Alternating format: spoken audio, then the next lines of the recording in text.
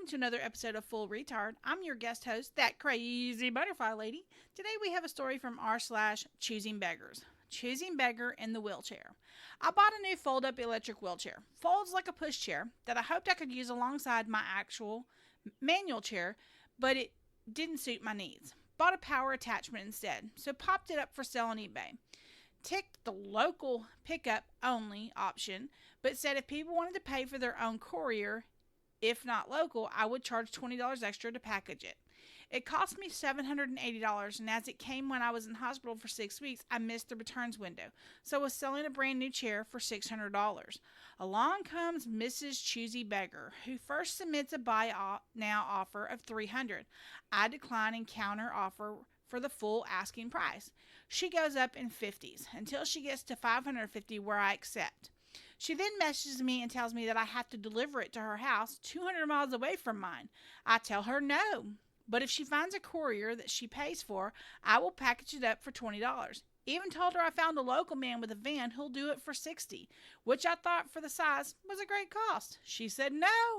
She is disabled and I need to deliver it as she doesn't drive and has no money. I tell her I'm sorry, but I clearly stated no delivery. She then starts telling me how I'm hateful and I hate disabled people, hate her, have no idea what it's like not being able to walk very far or being in pain. Message after message of this, and then sob stories about how she has pains in both hips and how I have no idea what it's like having to take paracetamol every day. It's that painful. That if I don't deliver it, God will punish me with her pains, and I don't want to anger him and live with her pain as I'm not strong enough to cope.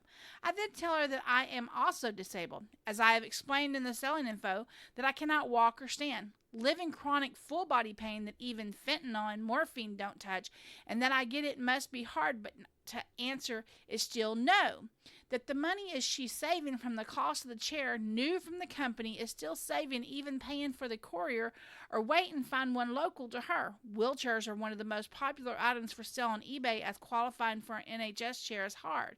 You have to use it full time and indoors, and some like my local one only give them to those like me who can't stand. So always lots for sale, secondhand all over the country, and she was in London. So many for sale close to her.